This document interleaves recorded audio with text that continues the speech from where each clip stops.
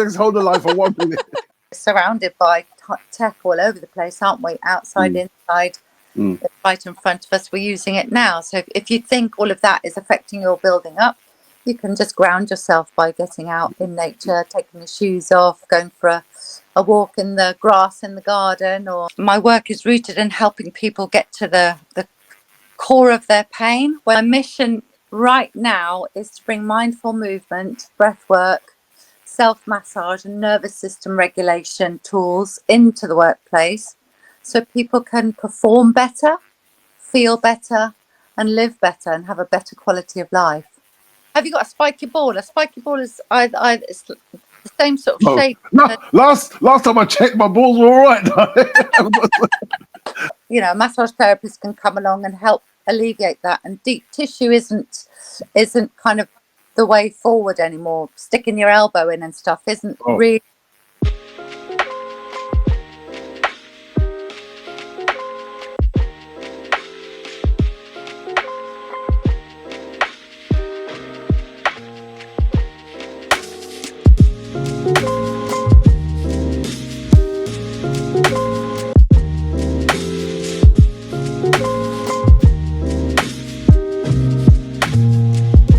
Hi guys, welcome to Entrepreneur Insight. This week's guest, we have the wonderful Lucy, and she's from a company called unWIND. Lucy, how are you doing? I'm good, thank you, Peter. Thank you. Good. Lucy, please tell us about your business and how you started, and etc. etc. Well, thanks for having me on. Yeah, as you say, I'm the founder of unWIND, where WIN, W-I-N, stands for Wellness, Integral Health and Nurture Self. Basically, the pillars of everything I teach, offer and believe in. My work is rooted in helping people get to the core of their pain, whether it be physical, emotional or something deeper, by reconnecting them with their bodies, because awareness really is the beginning of healing. And yeah, I've been a clinical and sports massage therapist and Pilates teacher for over 20 years now, so lots of experience to bring to the table. So yeah, I help with individuals and organizations reconnect with their bodies, reduce stress, prevent burnout, through hands-on therapy and workplace wellness and bespoke retreats in this beautiful Herefordshire countryside that I live in. Absolutely brilliant. What made you get into therapy, period, in the story? What made you get into therapy? So way back in the end of the 90s, I was living and working in Spain at the time. And, you know, every now and again, when something comes up on your arm or you go to the doctor, and every time you went to the doctor, they just wanted to hand out a pill for this or a pill for that or a pill for the other. And I just thought, there's got to be an alternative way. I don't want to take any pills. So I started to look into it a little bit and got into reflexology. So I studied initially in Spanish. I studied anatomy and physiology in Spanish, did the reflexology course. And then from there, I went on to do the body massage, hot stones, Indian head massage. Then I went more into the sports massage side of things. I worked with a chiropractor in Spain. I worked with a yoga teacher. And then I stayed with that same yoga teacher for about 12 years. She then went off to Thailand. I went off to Oman and Bahrain. And there I started to study Pilates. And yeah, we moved to this country about 10 years ago. It was a bit chilly to start with, but I've kind of acclimatized. I was going to say to you, do you speak Spanish then? Do you speak Spanish as well? Or? Claro, perfectamente. Jesus Christ. What is your background? What is your actual background? Parents were my dad was from the Isle of Man. My mum was from Guildford. They met in London. Okay. And they moved to Spain in 1971 when Franco was still running the country. So it was pretty risky what you were allowed to bring into the country. You were only allowed, I think, maximum £200 at the time. And my parents had sold up their house in Teddington, London. Darn. But yeah, they sold their house in Teddington, and he just stuffed £600 into his double bass, because he used to be in film sets in London. He used to paint the film sets of all the spaghetti westerns, and he wanted to of all the movies. And then there was a bit of a movie lull in the early 70s in London, so he thought, right, I want to get to Almeria in Spain, where they were doing the spaghetti westerns. So they packed up the van, stuck 600 pounds in his double bass, and off they went to Spain. Go And to they didn't look Spain. back. Oh my God. Okay. Can you define a defining moment in your early career that shaped your approach to wellness? Yeah, I think I worked out very early on that although you might be coming in with a pain in your shoulder, it might not necessarily. Most people seem to think they've just done it. They've only just created that pain, but more often than not, it's building up over time. It's a repetitive issue, or it's because we're sleeping on it in a funny position.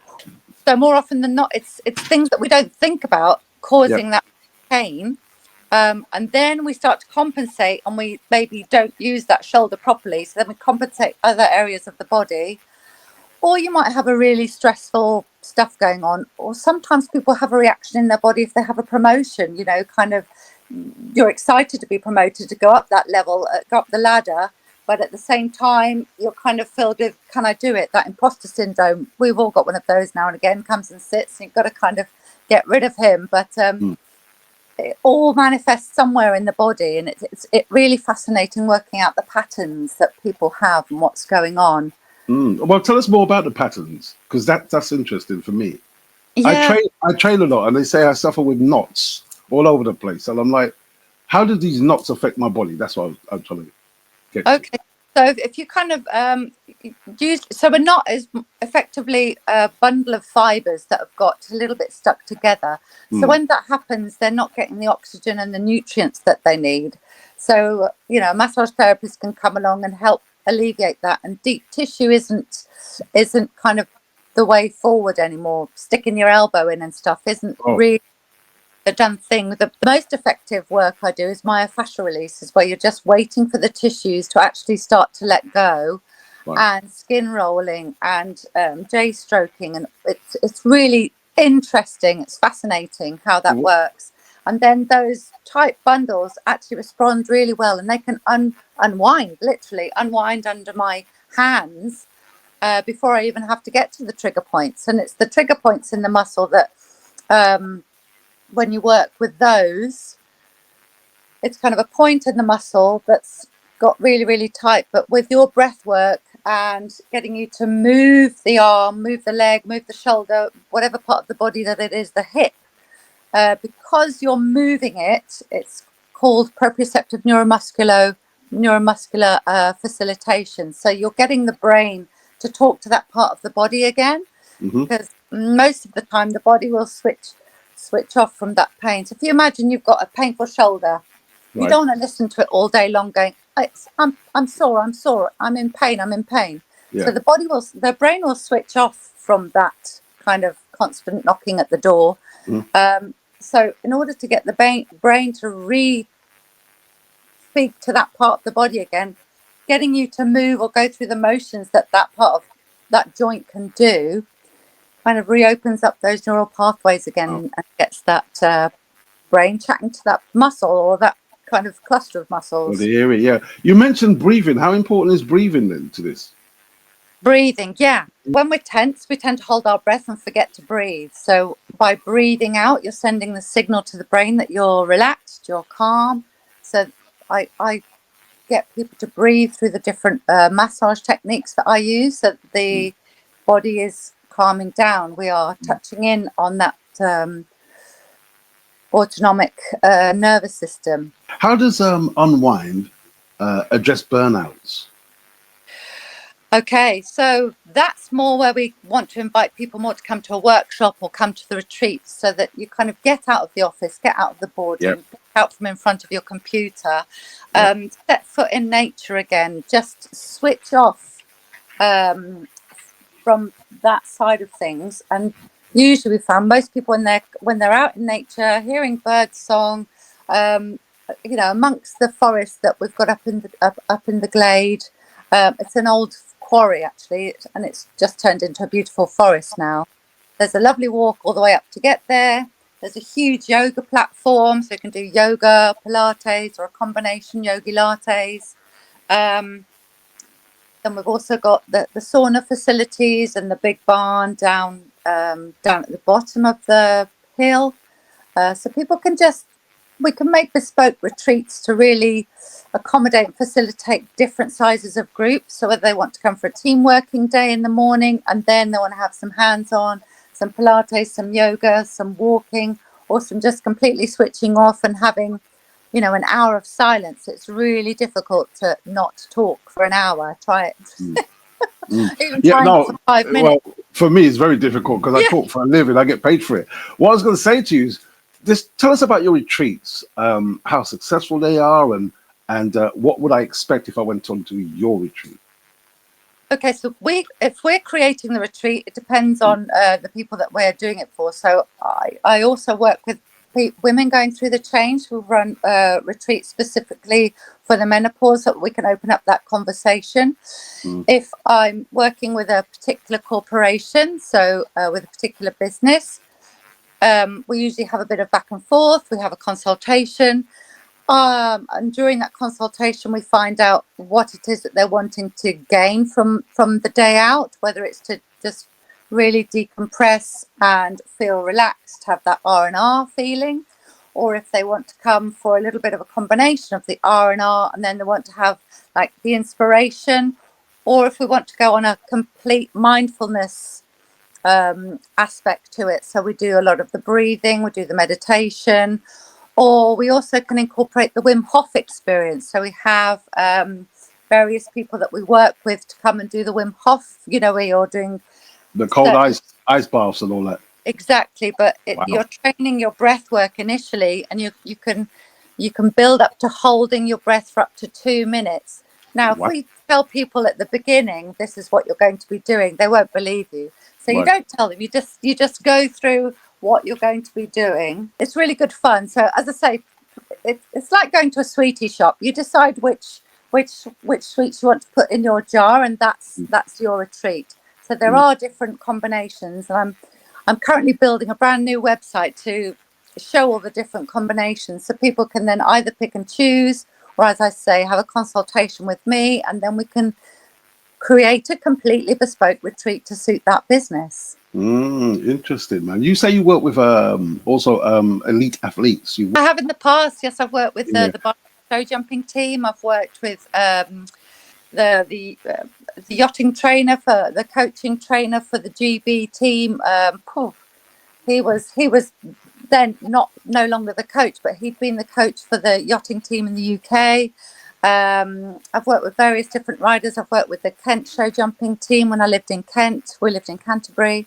Yes, we've been up in Herefordshire for the last 3 years because my mum lives up here. The elite athletes, how do they differ to the normal individual? Bodies are bodies. A lot of the elite athletes have really got quite disciplined as well with their nutrition. So they're feeding their body what their body needs. Yeah. They're having a training regime. They've also got the physio backup. They see the osteopath. They've got various different people in their toolkit basically to keep them as functional as they possibly can be to be at the top of their game. Tell me, have you ever worked with any clients that you've seen a transformation in them that surprised you? A lot of people who've come to me in my clinic in the past, they've seen the GP, they've had their physio sessions, they've seen the osteopath, they've been doing that sort of for the last 2 or 3 years, and they really are at the end of their tether, and they don't feel that they've kind of given up on their body, really. So when I get them on the table, steady that. You get on the table. Massage table. Yeah, I know. First of all, if they're coming for hands-on, that is. First of all, we've had that sort of deep consultation, deep dive into what's going on, because all of us are affected by our environment. We're also affected by our family and our family relationships. Some of us are going through different struggles with our partners or with our children, and all that reflects on what's going on. But my therapy table and my massage room, whenever my clients come, I said, this space is your space.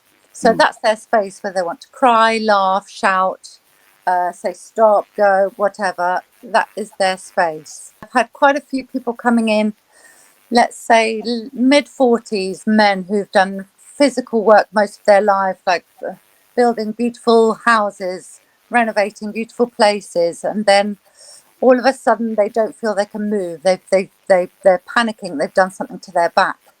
So they come in, they've been to see me, and I do various different orthopedic tests, some basic ones and then some special ones, just to rule out that there's no herniated disc and no, major red flags where they need to go and see the GP before I can continue.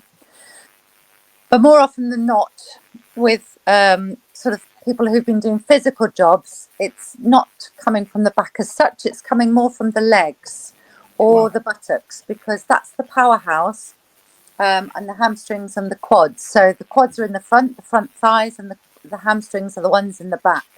There's usually a bit of a tug of war going on there, but there's 4 quads at the front and 3 hamstrings at the back. So usually the quads win, which can then create a bit of an anterior tilt in the hips. Those hamstrings in the back are trying to level out the pelvis, and by doing that, there's this kind of strain and weakness placed on the lower back.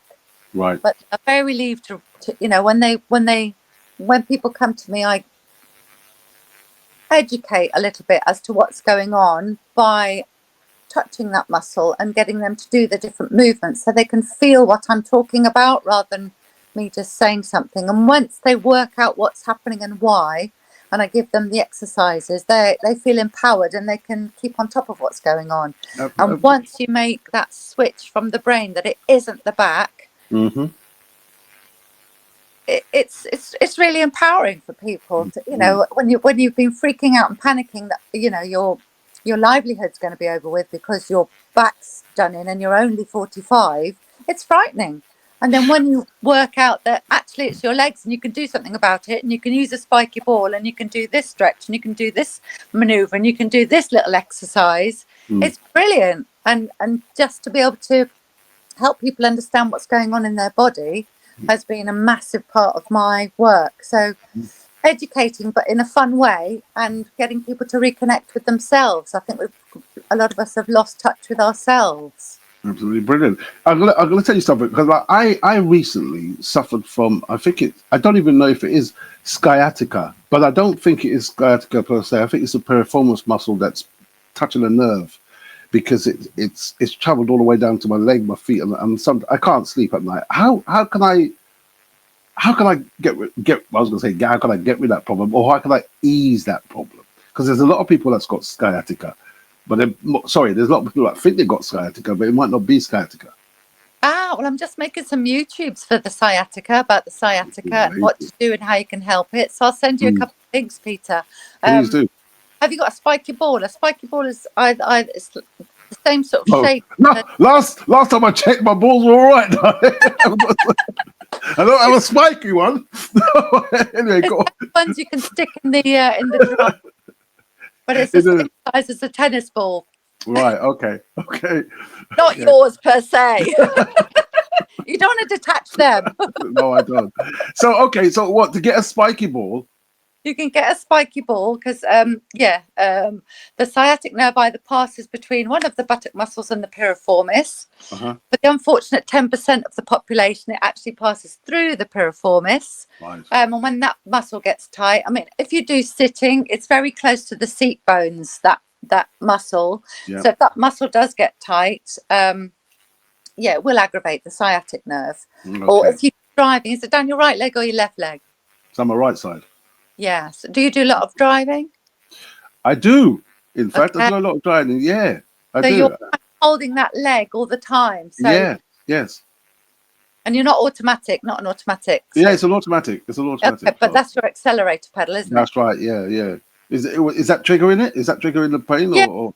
Well, you'll be hovering over that pedal, Right. and so your buttocks and your thighs will be in kind of tension while you're driving. And that again can kind of place pressure around the nerves. Right. But again, with the spiky ball, you can work wonders. So you can either lay flat on your back with your knees bent, feet flat on your floor or table, or bed or whatever, and then you place the spiky ball under the side that's painful. I recommend people do both sides, because if you only do one side, the other side will get annoyed. So you put the spiky ball under the side that's painful, and then you just allow that leg to drop out to the side, Okay. And if it's sore, if you're on the nerve, move it. But if it's just like, oh, that's a good pain sensation, just leave it there and breathe with it. The first 4 breaths, you might kind of feel like, oh, I've got to get off this ball. Yeah. But then after that 4th breath, the brain is calming down, because as you breathe out, you're sending that signal to calm down. Now, when You that's brilliant. When you say breathing, though, is it just, or is there a procedure to hold my breath in for 10 seconds or 5 seconds and then breathe out? Is there a procedure for the breath work? preferably don't hyperventilate. Yeah, so just breathing in and then breathing out. If you want to count, then I'd suggest try to breathe in for a count of 3 and then extend the exhale. So breathe out for a count of 6. Okay. Or breathe in for a count of 4, breathe out for a count of 8, depending on how well you work. Or even in and just blowing out through a straw will lengthen that exhale. Wow. So people who come to me, so I did a dissertation last year, research study on adults with asthma and anxiety, and I had some fantastic results. My where is it? My dissertation is here. So yeah, I presented that this year actually in Amsterdam. Benefits of the different breath work, the massage that I did on the thorax, abdomen, and thorax, abdominals, and the ribs, because the neck muscles attach onto ribs 1 and 2. The ribs are involved in breathing, because the ribs have to open and expand in order for the diaphragm to open and drop and fill up the lungs. And when your ribs are tight and when your neck is tight, and people have got a slightly rounded upper shoulder posture, you haven't got that expansion through here. So I ran a whole 20-minute self-care that I gave to all of my participants from my study. So and many of them are still using it today. Okay. What daily practices do you personally use to stay grounded? So personally, I go out regularly first thing in the morning. And then once I've sorted the children off to school, I take my dogs out for a good half an hour, 45 minutes across the fields. And that's my kind of connection with nature, listening to the bird song. Yeah, I do enjoy really listening to the bird song and just being out in nature and being with them. They're such a happy 3 minutes a day. I do some meditation, or at least 3 times a week I do some meditation, just to kind of bring myself back to center and be grounded. And also walking barefoot. I quite like walking barefoot. That's also Okay. Now, I've heard a lot about this, walking barefoot and being in touch with nature. What is the importance of it then? Is that just it? Just being in touch with nature? Is there anything else? a bit, yeah, being in touch with nature. And if you believe that you're full of static electricity, that's a way to get rid of the static electricity that's generated in your body. I mean, we're surrounded by tech all over the place, aren't we? Outside, inside, right in front of us. We're using it now. So if you think all of that is affecting your building up, you can just ground yourself by getting out in nature, taking your shoes in for a walk in the grass in the garden. I hear that. Someone's recommended me to get a grounding mat. Do you think that's any good? A grounding mat that you sleep on your bed? Have you heard of that? Such thing? Well, I think I'd stick to patch of nature. Everyone's okay. got all the gadgets in the book you can possibly get. But I think if you want a bit of nature, just go out and be nature. Okay, unWIND, the company itself. Yeah. What do you want to do with the company in terms of where do you want it to go? What do you want it? So where I want it to go is all the people I studied with on my degree. They were such a fantastic cohort of people that initially I want to work with the businesses in my local area, because they are within sort of 45 or an hour's drive. So I can go to Bristol, Cheltenham, Birmingham. They're all within sort of an hour's drive of where I am, and hopefully bring them here to the retreats. Now, if I start to go further afield, I'd like to outsource to other therapists that I know and have worked with in the past, and have them maybe go into the different businesses and corporations, so that those businesses are also serviced, and train train the other people that I've done this degree with to, well, we all massage pretty much in the same way because we've been trained by the Jing Institute, but massaging that way, and then to create, you know, that similar type of breath work that we all do a cohesive package.